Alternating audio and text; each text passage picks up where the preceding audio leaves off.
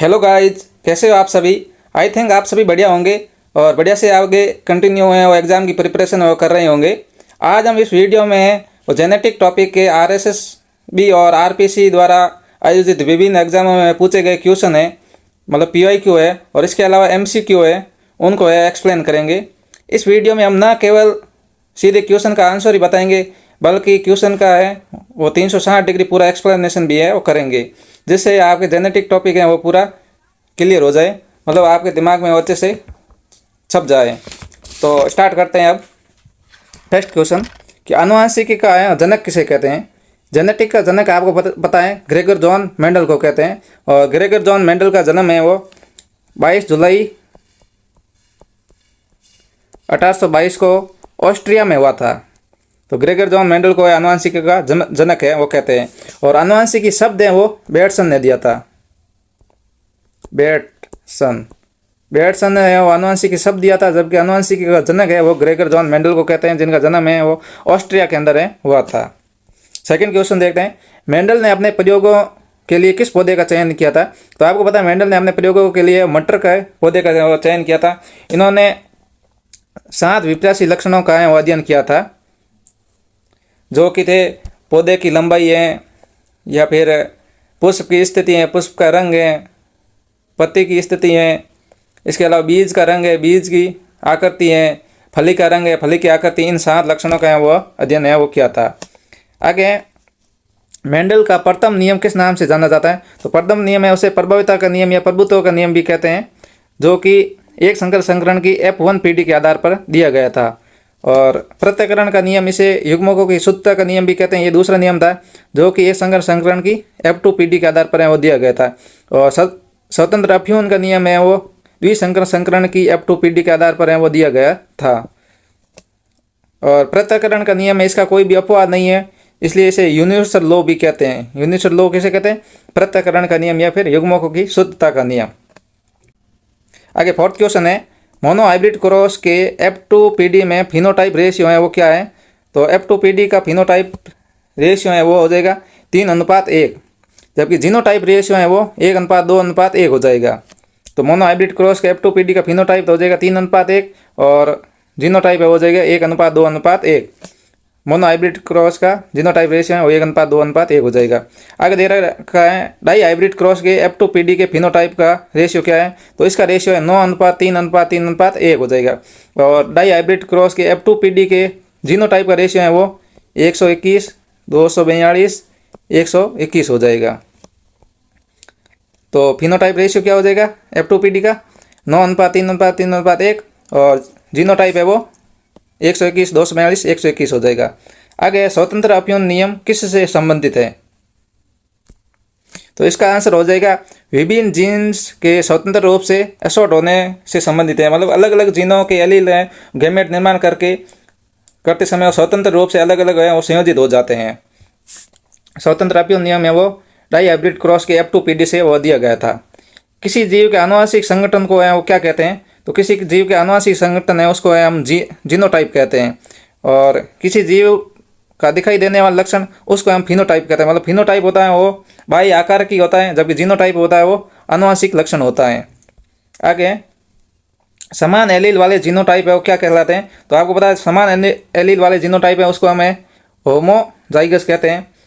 और हेट्रोजाइगस होते हैं उसमें विपरीत होते हैं। उदाहरण के तौर पर ये हेट्रोजाइगस हो जाएगा और होमोजाइगस है कैपिटल टी या फिर स्मॉल टी है, ये हो जाएंगे। तो होमोजाइगस क्या हो जाएगा कि ऐसे जीन जिनके दोनों एलील हैं वो समान प्रकार के होते हैं, जबकि हेट्रोजाइगस में ऐसे जीन जिनके अंदर एलील है वो एक दूसरे के विपरीत होते हैं, मतलब एक बड़ा या एक छोटा हो सकता है। आगे दे रखा है capital A small a genotype है वो किस प्रकार का उदाहरण है। तो ये है वो हेट्रोजाइगस प्रकार का उदाहरण है वो हो जाएगा, क्योंकि ये कैपिटल टी स्मॉल टी प्रकार वाले में है, ये है हेट्रोजाइगस में हो जाएगा। होमोजाइगस में कौन से उदाहरण हो जाएंगे, जैसे कि कैपिटल टी या फिर कैपिटल ए या फिर स्मॉल ए या फिर स्मॉल टी, ये सब है होमोजाइगस प्रकृति के हो जाएंगे। और हेट्रोजाइगस जिसमें एक बड़ा और एक छोटा होता है। आगे टेस्ट क्रॉस में F1 पीढ़ी में हाइब्रिड का क्रॉस करवाया जाता है, तो वो किसके साथ है वो करवाया जाता है। तो ये रेसेसिव पेरेंट्स के साथ है वो करवाया जाता है। तो टेस्ट क्रॉस के अंदर F1PD से प्राप्त जो होते हैं कैपिटल टी स्मॉल टी, इनका क्रॉस है वो अप्रभावी के साथ है वो करवाया जाता है। इसको हमें टेस्ट क्रॉस कहते हैं। तो टेस्ट क्रॉस में क्या हो जाएगा कि F1PD से प्राप्त संतति का है वो जनक की अप्रभावी के साथ है वो करवाया जाता है। इसे हम वो टेस्ट क्रॉस है वो कहते हैं। आगे बैक क्रॉस में F1PD का क्रॉस है वो किससे करवाया जाता है? तो इसका क्रॉस है वो किसी एक पेरेंट से करवाया जाता है। मतलब कैपिटल टी वाला भी हो सकता है, स्मॉल टी वाला भी हो सकता है, कोई भी हो सकता है, किसी एक पेरेंट के साथ है वो करवाया जाता है F1PD का। F1PD में कैपिटल टी स्मॉल टी वो आ जाएंगे। आगे एलील शब्द है वो किसने दिया था? तो आपको पता है एलील शब्द है वो बेटसन ने दिया था। आनुवंशिक शब्द भी बेटसन ने दिया था और एलील शब्द है वो भी बेटसन ने ही दिया था। आगे जीन का फंक्शनल यूनिट है वो क्या है? तो जीन का फंक्शनल यूनिट है वो सिस्ट्रॉन है। सिस्ट्रॉन सामान्य एक पॉलीपेप्टाइड या फिर फंक्शनल RNA से संबंधित है वो होता है। तो जीन का फंक्शनल यूनिट क्या हो जाएगी? सिस्ट्रॉन हो जाएगी, मतलब कार्यात्मक इकाई। आगे जीन का म्यूटेशन यूनिट है वो क्या कहलाते हैं? तो जीन का म्यूटेशन यूनिट है उसको हम कह देते हैं म्यूटॉन। फंक्शनल तो हो गए सिस्ट्रॉन और म्यूटेशन यूनिट है वो हो जाएगी म्यूटॉन। आगे जीन का रिकॉम्बिनेशन यूनिट है वो क्या कहलाती है? तो ये हो जाएगी रेकॉन। रेकॉन या रिकॉन है ये रिकॉम्बिनेशन यूनिट हो जाएगी। म्यूटॉन है ये म्यूटेशन यूनिट हो जाएगी और सिस्ट्रॉन है ये फंक्शनल यूनिट है वो हो जाएगी। आगे क्रोमोसोमल थ्योरी ऑफ इनहेरिटेंस किसने प्रस्तावित की थी? तो ये सटन और बोवेरी ने वो प्रस्तावित की थी। क्रोमोसोमल थ्योरी है उसको सटन और बोवेरी ने वो बताई थी। आगे लिंकेज की खोज मुख्य रूप से किस वैज्ञानिक ने वो की थी? तो लिंकेज की खोज है वो मुख्य रूप से TH मॉर्गन ने वो की थी। लिंकेज मतलब सहलग्नता है, और सहलग्नता है आपको पता ही है कि ये तो जो स्वतंत्र अपव्यय नियम है उसका है अपवाद है। और लिंकेज की खोज किसने की थी? TH मॉर्गन ने वो की थी। आगे मॉर्गन ने अपने जेनेटिक एक्सपेरिमेंट है वो किस पर किया था? तो ये आपको पता है कि उन्होंने वो ड्रोसोफिला पर है वो प्रयोग है वो क्या था? किस पर किया था? ड्रोसोफिला ने। मतलब मॉर्गन ने जब लिंकेज थ्योरी दी थी तब वो ड्रोसोफिला है उसके पर वो प्रयोग है वो किए थे। अब आगे देखते हैं ड्रोसोफिला को सामान्यतः वो क्या कहा जाता है? तो ड्रोसोफिला को सामान्यतः वो फ्रूट फ्लाई है वो कहा जाता है, यानी फल मक्खी। ड्रोसोफिला को क्या कहा जाता है? फल मक्खी है वो कहा जाता है। आगे क्रॉसिंग आवर सामान्यतः मियोसिस किस अवस्था के अंदर है वो होता है? तो क्रॉसिंग आवर आपको पता है मियोसिस की पेचाइटिन अवस्था के अंदर है वो पाया जाता है। मतलब मियोसिस यानी अर्धसूत्री विभाजन की प्रोपेज फेस्ट में तीसरी अवस्था होती है पेचाइटिन, इसके अंदर है वो क्रॉसिंग आवर की प्रक्रिया वो पाई जाती है। आगे काइजमा किसका दृश्य प्रमाण है? तो काइजमा है वो आपको पता है क्रॉसिंग आवर का दृश्य प्रमाण है जो कि पेचाइटिन अवस्था में होती है। और काइजमा है ये इसका निर्माण है वो डिप्लोटिन अवस्था में होता है। कौन सी अवस्था में? डिप्लोटिन में। तो क्रॉसिंग आवर है वो तो हो जाएगा पेचाइटिन में, और काइजमा है इसका निर्माण है वो डिप्लोटिन अवस्था में वो पाया जाता है। आगे क्रॉसिंग आवर का परिणाम क्या होता है? तो क्रॉसिंग आवर का परिणाम है वो जेनेटिक वेरिएशन, मतलब आनुवंशिक विविधता होता है। तो जेनेटिक विविधता वो किसके कारण होती है? वो क्रॉसिंग आवर के कारण है वो होती है। आगे दो जीन्स के बीच लिंकेज की स्ट्रेंथ है वो किससे संबंधित होती है? तो दो जीन के बीच लिंकेज की स्ट्रेंथ है वो जीन डिस्टेंस से संबंधित है वो होती है। और ये क्यों होती हैं? तो ये क्रॉसिंग आवर के कारण है वो होती है। क्रॉसिंग आवर की संभावना जितनी अधिक होगी उसका गैप उतना ही अधिक होगा। आगे एक जेनेटिक मैप यूनिट को क्या कहा जाता है? तो एक आपको पता है जेनेटिक मैप यूनिट को है वो सेंटीमॉर्गन या फिर c है वो कहा जाता है। सेंटीमॉर्गन या c है वो जेनेटिक मैप की यूनिट है। आगे 1% रिकॉम्बिनेशन फ्रीक्वेंसी किसके बराबर होती है? तो ये 1 cm के बराबर होती है। ये अभी क्वेश्चन है वो पूछा गया था कि 1 cm है वो किसके बराबर होती है? 1% रिकॉम्बिनेशन फ्रीक्वेंसी के है वो बराबर होती है। आगे दे रखा है पूर्ण लिंकेज में रिकॉम्बिनेशन फ्रीक्वेंसी कितनी होती है? तो इसके अंदर है वो 0% होगी। मतलब पूर्ण लिंकेज के अंदर रिकॉम्बिनेशन फ्रीक्वेंसी वो 0% संभावना है वो पाई जाती है। आगे इंडिपेंडेंट एसोसिएटमेंट में अधिकतम रिकॉम्बिनेशन फ्रीक्वेंसी वो कितनी होती है? तो अधिकतम रिकॉम्बिनेशन फ्रीक्वेंसी वो 50% तक हो सकती है। 50% से अधिक है वो कभी भी रिकॉम्बिनेशन फ्रीक्वेंसी वो नहीं पाई जाती हैं। आगे हैं जीन इंटरेक्शन में दो या दो से अधिक जीन हैं वो एक दूसरे को प्रभावित हैं वो करते हैं, इसको है प्रभाविता के नियम है वो कहते हैं। तो जीन इंटरेक्शन में क्या हो जाएगा, दो या दो से अधिक जीन है वो मिलकर किसी एक फिनोटाइप को प्रभावित करते हैं, इसको हमें वो जीन इंटरेंस कहते हैं। आगे क्वेश्चन नंबर 31 देखते हैं कि एपिस्टासिस है वो क्या है। तो ये है दूसरे जीन की एक्सप्रेस करने को मास्क करता है। मतलब ये क्या हो जाएगा, एपिस्टासिस में एक जीन दूसरे नॉन एलिलिक जीन के एक्सप्रेशन को ढक देता है या फिर उसको प्रभावित करता है, और प्रभावित जीन है वो हाइपोस्टैटिक जीन है वो कहलाता है। आगे है कॉम्प्लीमेंट्री जीन इंटरेक्शन का सामान्य फिनोटाइप क्या होता है, फिनोटाइप रेशियो कॉम्प्लीमेंट्री का। तो इसका हो जाएगा 9:7 हो जाएगा। 9:7 किसका हो जाएगा, कॉम्प्लीमेंट्री का। आगे दे रखा है डुप्लीकेट जीन इंटरेंस का वो रेशियो क्या हो जाएगा, तो ये हो जाएगा 15:7। ये है वो पिछले सेकंड ग्रेड में पूछा गया था 15:1 वाला। डुप्लीकेट का क्या हो जाएगा 15:1 और कॉम्प्लीमेंट्री इसका क्या हो जाएगा 9:7।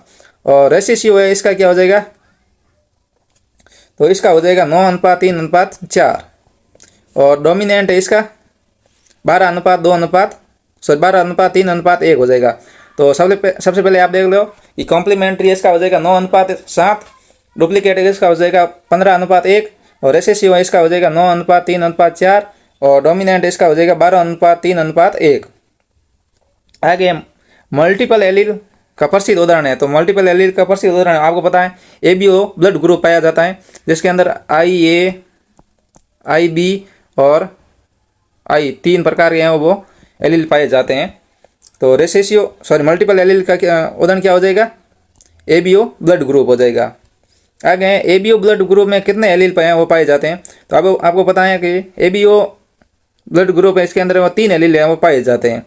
IA हो जाएगा, IB हो जाएगा और I हो जाएगा। आगे एबीओ ब्लड ग्रुप में IA IB का संबंध है वो किससे है, तो IA और IB का संबंध है वो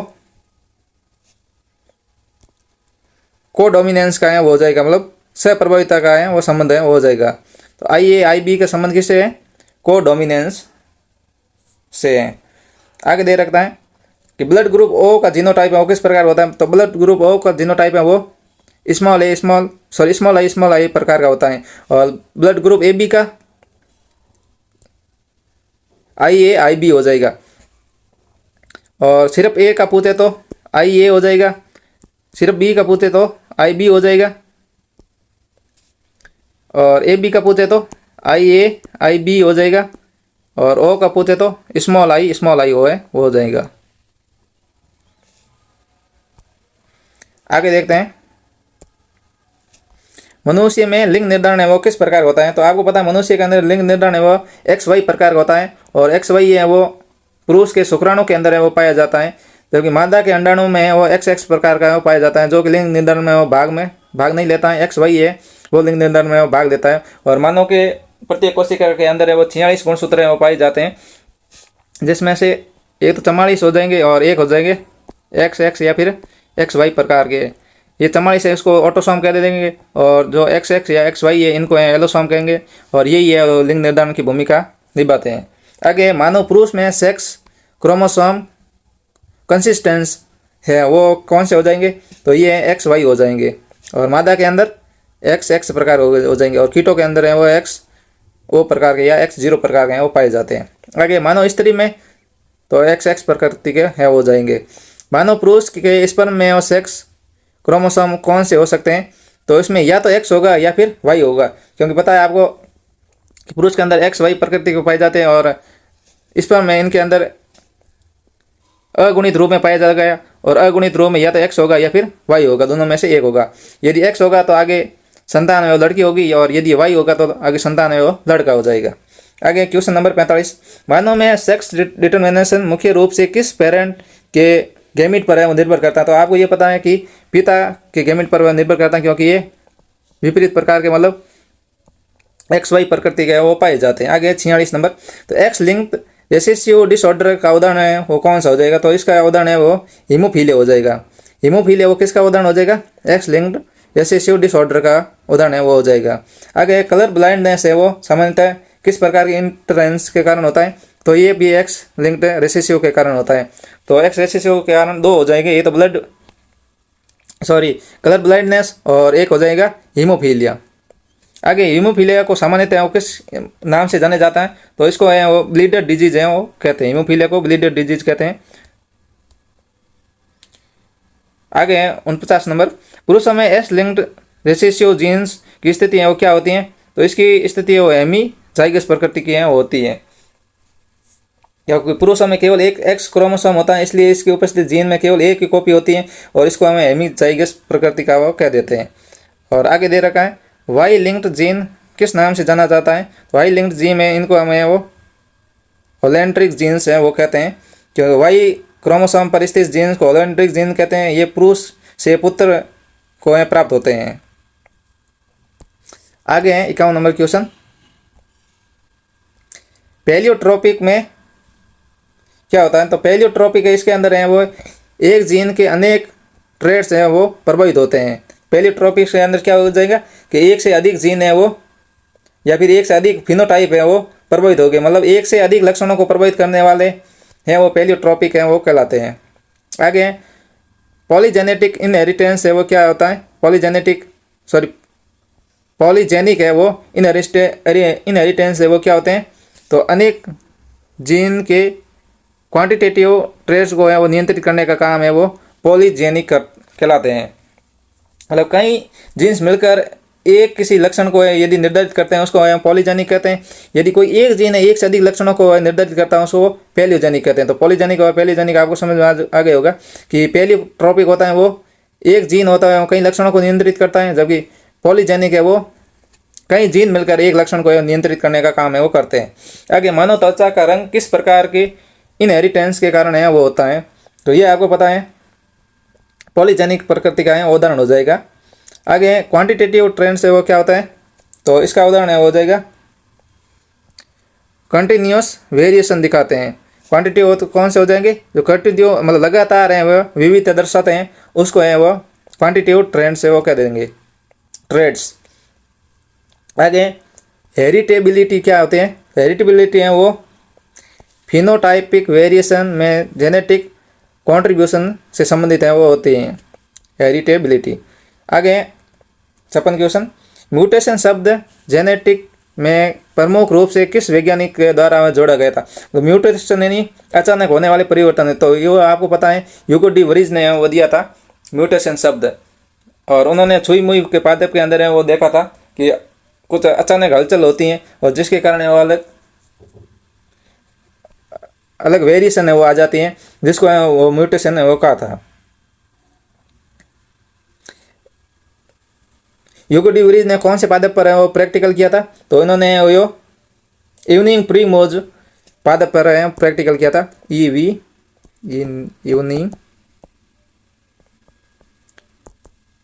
प्रीम रोज पर है वो प्रैक्टिकल करके इन्होंने बताया था कि अचानक होने वाले परिवर्तन होते हैं जिनको हम म्यूटेशन या उत्परिवर्तन कहते हैं, और इन उत्परिवर्तन की खोज किसने की थी? Hugo de worries. तो अचानक होने वाले आनुवंशिक परिवर्तन के क्या कह देंगे? म्यूटेशन है वो कह देंगे।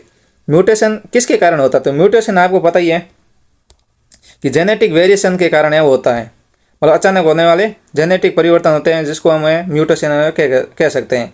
आगे 59 नंबर, डीएनए में एक बेस पेयर में परिवर्तन को क्या कहा जाता है? तो डीएनए में एक बेस पेयर में परिवर्तन होता है उसको हमें पॉइंट म्यूटेशन कहते हैं। यदि मतलब कोई एक न्यूक्लियोटाइड या एक बेस पेयर या एक नाइट्रोजन क्षार में परिवर्तन होता है उसको हम क्या कह देंगे? पॉइंट म्यूटेशन है वो कह देंगे। एक न्यूक्लियोटाइड के हटने को क्या कहेंगे? तो एक न्यूक्लियोटाइड के हटने को है वो डिलीशन कहेंगे, मतलब कमी हो जाएगी, और कमी होने को हम वो डिलीट होना कहते हैं। तो डिलीट हो गया तो इसे डिलीशन कह देंगे। आगे देखते हैं, एक या एक से अधिक न्यूक्लियोटाइड है उसके जुड़ने की प्रक्रिया उसको हम क्या कहेंगे? तो उसको है वो इंसर्शन कह देंगे। मतलब यदि एक से अधिक न्यूक्लियोटाइड या फिर एक न्यूक्लियोटाइड जुड़ रहे हैं तो उसको हम इंसर्शन कह देंगे, और यदि हट रहे हैं तो उसे डिलीशन है वो कह देंगे। आगे फ्रेम शिफ्ट म्यूटेशन सामान्यतः किसका उदाहरण है? तो ये उदाहरण है वो हो जाएगा इंसर्शन या फिर डिलीशन का है उदाहरण हो जाएगा, क्योंकि इसमें एक या एक से अधिक न्यूक्लियोटाइड है वो या तो जुड़ता है या फिर हटता है, तो फ्रेम शिफ्ट का उदाहरण है वो हो जाएगा। आगे क्रोमोसोम के एक भाग का 180 डिग्री घूम जाना, ये क्या कहलाता है? तो इसे कहते हैं हम इन्वर्जन। मतलब क्रोमोसोम है मान लीजिए ये, और ये 180 डिग्री के ऊपर घूम जाता है, मतलब ये पलट जाता है इसके विपरीत, तो इसे हम इन्वर्जन है वो कहते हैं। आगे हैं 64 नंबर, क्रोमोसोम सेगमेंट की संख्या बढ़ने को क्या कहते हैं? तो क्रोमोसोम में सेगमेंट बढ़ने की संख्या, उसको हम डुप्लीकेशन कहते हैं। डुप्लीकेशन क्या हो जाएगा? क्रोमोसोम में सेगमेंट बढ़ने की क्रिया है वो डुप्लीकेशन हो जाएगा, मतलब इसमें सेगमेंट की एक अतिरिक्त कॉपी है वो बन जाती है। आगे क्रोमोसोम के एक भाग का दूसरे नॉन होमोलोगस क्रोमोसोम पर जाना, ये क्या कहलाता है? तो ये आपको पता है ट्रांसलोकेशन है वो कहलाता है। मतलब क्रोमोसोम के एक भाग से टूटकर उसका यदि दूसरी शाखा पर जाकर जुड़ जाता है तो उसको हम ट्रांसलोकेशन है वो कहते हैं। 67 में क्रोमोसोम नंबर में एक क्रोमोसोम की कमी क्या कहलाती है? तो क्रोमोसोम नंबर में एक क्रोमोसोम की कमी आपको पता ही है कि मोनोसोमी कहलाती है। जैसे कि 2n होता है, 2n में से एक की कमी हो जाती है तो उसको हम मोनोसोमी है वो कहते हैं। और ट्राइसोमी किसे कहते हैं? यदि एक की वृद्धि हो जाए तो उसे हम ट्राइसोमी है वो कहते हैं। क्रोमोसोम नंबर में एक अतिरिक्त क्रोमोसोम में वृद्धि होनी है तो उसको हम कह देंगे ट्राइसोमी, और एक की यदि कमी होती है उसको कह देंगे मोनोसोमी। आगे दे रखा है डाउन सिंड्रोम किस क्रोमोसोमल एबनॉर्मेलिटी का उदाहरण है? तो डाउन सिंड्रोम है वो आपको पता ही है ट्राइसोमी 21 का प्रकार के हो जाएगा, क्योंकि इसके अंदर 2n+1 आ जाएगा। इसको हम इस मतलब स्थिति में या इस गुणसूत्र में हम डाउन सिंड्रोम है वो कहते हैं। डाउन सिंड्रोम रोग के अंदर एक क्रोमोसोम की आपको पता ही है कि वृद्धि हो जाती है, जो कि 21 जोड़े पर अतिरिक्त जोड़े जाता है। तो डाउन सिंड्रोम किसका उदाहरण हो जाएगा? ट्राइसोमी 21 का, मतलब 21 नंबर गुणसूत्र पर है एक अतिरिक्त आकर गुणसूत्र वो जुड़ जाता है। आगे टर्नर सिंड्रोम है वो किससे संबंधित होता है? तो टर्नर सिंड्रोम है वो XO प्रकार का होता है, मतलब महिलाओं के अंदर एक X है उसकी कमी आ जाती है, या फिर X0 भी कह देते हैं, मतलब 44 गुणसूत्र प्लस X0 होता है। इस रोग को हम वो टर्नर सिंड्रोम है वो कहते हैं, और ये मुख्यतः महिलाओं के अंदर में पाया जाता है। आगे क्लाइनफेल्टर सिंड्रोम है वो किससे संबंधित होता है? तो ये XXY प्रकृति का होता है। क्लाइनफेल्टर किसके अंदर होता है? पुरुषों के अंदर वह पाया जाता है, जिसमें एक X की वृद्धि हो जाती है। तो XXY प्रकृति का वो क्लाइनफेल्टर सिंड्रोम है, जो कि पुरुषों के अंदर महिलाओं के गुण हैं वो आ जाते हैं। आगे है पॉलीप्लोइडी वो किससे संबंधित होता है? तो इसमें क्रोमोसोम सेट की संख्या बढ़ने से संबंधित है वो होता है। तो पॉलीप्लोइडी किससे संबंधित हो जाएगा कि क्रोमोसोम सेट की पूरी संख्या यदि बढ़ जाए, जैसे कि 2n था, 2n से बढ़कर 3n हो जाए, या फिर इसे बढ़कर 4n हो जाए, मतलब क्रोमोसोम के एक पूरा है वो जोड़ा ही बढ़ जाए तो उसको हम पॉलीप्लोइडी वो कहते हैं। आगे ट्रिप्लोइडी ऑर्गेनिज्म में क्रोमोसोम सेट्स कितने होते हैं? तो इसके अंदर क्रोमोसोम सेट आपको पता है 3 हो जाएगा, मतलब 3 गुना है हो जाएगी, 3n हो जाएगा। आगे टेट्राप्लोइडी ऑर्गेनिज्म में क्रोमोसोम सेट की संख्या कितनी होती है? तो इसके अंदर वह 4 हो जाएगी। आगे एन्यूप्लोइडी में क्या होता है? तो एन्यूप्लोइडी में आपको पता ही है कि एक या कुछ क्रोमोसोम की संख्या वो बदलती है, या तो एक क्रोमोसोम की संख्या बदलेगी या एक से अधिक क्रोमोसोम की संख्या या तो कमी आएगी या फिर बढ़ेगी, उसको एन्यूप्लोइडी कहते हैं। और पॉलीप्लोइडी होती है, उसके अंदर पूरे एक सेट की संख्या या तो बढ़ जाती है या फिर कम हो जाती है। आगे यूप्लोइडी में परिवर्तन किससे संबंधित होता है? तो यूप्लोइडी में पूरे क्रोमोसोम सेट से संबंधित है वो होता है। आगे डीएनए का डबल हेलिक्स मॉडल को किसने प्रस्तावित किया था? तो आपको पता ही है कि डीएनए का डबल हेलिक्स मॉडल है वॉटसन और क्रिक ने वो दिया था 1953 के अंदर। किसने दिया था? वॉटसन और क्रिक ने। मेंडल को आनुवंशिक का जनक कह देंगे मॉर्गन है, इन्होंने ड्रोसोफिला के अंदर म्यूटेशन की खोज की थी। आगे देखते हैं डीएनए में कौन सा नाइट्रोजन बेस नहीं पाया जाता है? तो डीएनए के अंदर आपको पता 4 प्रकार के नाइट्रोजन बेस पाए जाते हैं, एडेनिन, गुआनिन, साइटोसिन और थाइमिन। एडेनिन, गुआनिन, साइटोसिन और थाइमिन। और आरएनए में थाइमिन के स्थान पर क्या पाया जाता है? यूरेसिल पाया जाता है। तो आरएनए में कौन कौन से हो जाएंगे? एडेनिन, यूरेसिल, ग्वानिन और साइटोसिन। ये आरएनए के अंदर पाए जाएंगे, और ये डीएनए के अंदर कौन से हो जाएंगे? एडेनिन, गुआनिन, साइटोसिन और थाइमिन। और आरएनए में एडेनिन, यूरेसिल, गुआनिन और साइटोसिन। आगे डीएनए में एडेनिन किससे पेयर होता है, तो मतलब एडेनिन है वो डीएनए में किससे जुड़ता है, तो एडेनिन है वो थाइमिन से जुड़ेगा, मतलब ए है वो डबल बॉन्ड के द्वारा टी से जुड़ेगा और जी है वो ट्रिपल बॉन्ड के द्वारा सी से है वो जुड़ेगा। तो एडेनिन है वो डबल हाइड्रोजन बॉन्ड के द्वारा थाइमिन से और गुआनिन है वो ट्रिपल हाइड्रोजन बॉन्ड के द्वारा साइटोसिन से है वो जुड़ेगा। डीएनए में गुआनिन है वो किससे संबंधित होगा, मतलब गुआनिन है वो किससे जुड़ेगा, तो ये है साइटोसिन से वो जुड़ जाएगा, ये पड़ा। गुआनिन है वो ट्रिपल हाइड्रोजन बॉन्ड की सहायता से वो साइटोसिन से जुड़ जाएगा। आगे देखते हैं डीएनए रेप्लिकेशन किस प्रकार का होता है, तो डीएनए रेप्लिकेशन आपको पता है सेमी कंजर्वेटिव टाइप का प्रकार होता है। और सेमी कंजर्वेटिव रेप्लिकेशन है, इसकी खोज है वो मिशेल्सन और स्टाल ने वो की थी, और इसकी खोज है वो ई कोलाई बैक्टीरिया के अंदर है वो की थी। नाइट्रोजन के अंदर वो प्रयोग करके नाइट्रोजन 14 और नाइट्रोजन 15 इन पर प्रयोग करके डीएनए रेप्लिकेशन की वो खोज की थी। इसमें सेमी कंजर्वेटिव टाइप की है वो प्रकृति है वो बताई थी। आगे डीएनए से आरएनए निर्माण की प्रक्रिया को क्या कहते हैं, तो डीएनए से आरएनए निर्माण की प्रक्रिया को आपको बताइए ट्रांसक्रिप्शन कहते हैं। ये काफ़ी बार क्वेश्चन पूछा जा चुका है, ये ट्रांसक्रिप्शन और किसे कहते हैं, तो डीएनए से आरएनए निर्माण की प्रक्रिया है। और ट्रांसलेशन है वो आरएनए से प्रोटीन निर्माण की क्रिया है वो ट्रांसलेशन कहलाती है। तो डीएनए से आरएनए निर्माण उसको ट्रांसक्रिप्शन कह देंगे और आरएनए से प्रोटीन निर्माण की इसको ट्रांसलेशन कह देंगे। आगे जेनेटिक कोड है वो किस प्रकार के होते हैं, तो जेनेटिक कोड आपको पता ही है ट्रिपलेट प्रकार के होते हैं। उदाहरण के तौर पर AUG हो जाएंगे या UAA हो जाएगा या फिर UAG हो जाएगा। ये मतलब 3-3 जोड़ों के रूप में वो पाए जाते हैं। इनको हम जेनेटिक है कोड कहते हैं और इनकी संख्या टोटल है वो 64 होती है। आगे दे रखा है ए कोडॉन में कितने न्यूक्लियोटाइड होते हैं, तो ए कोडॉन में 3 न्यूक्लियोटाइड हैं वो पाए जाते हैं। आगे स्टार्ट कोडॉन है किसे कहते हैं, तो स्टार्ट कोडॉन आपको पता है AUG को कहते हैं। AUG है इसको स्टार्ट कोडॉन और इसके साथ ये मेथियोनिन को है वो कोड करने का काम है वो करता है। तो मेथियोनिन को कोड करने का, मेथियोनिन एमिनो एसिड है इसको कोड करने का काम कौन सा करता है, AUG। आगे दे रखा है एक स्टॉप कोडॉन का है वो उदाहरण कौन सा है, तो स्टॉप कोडॉन आपको पता है कि 3 होते हैं, UAA, UAG और UGA।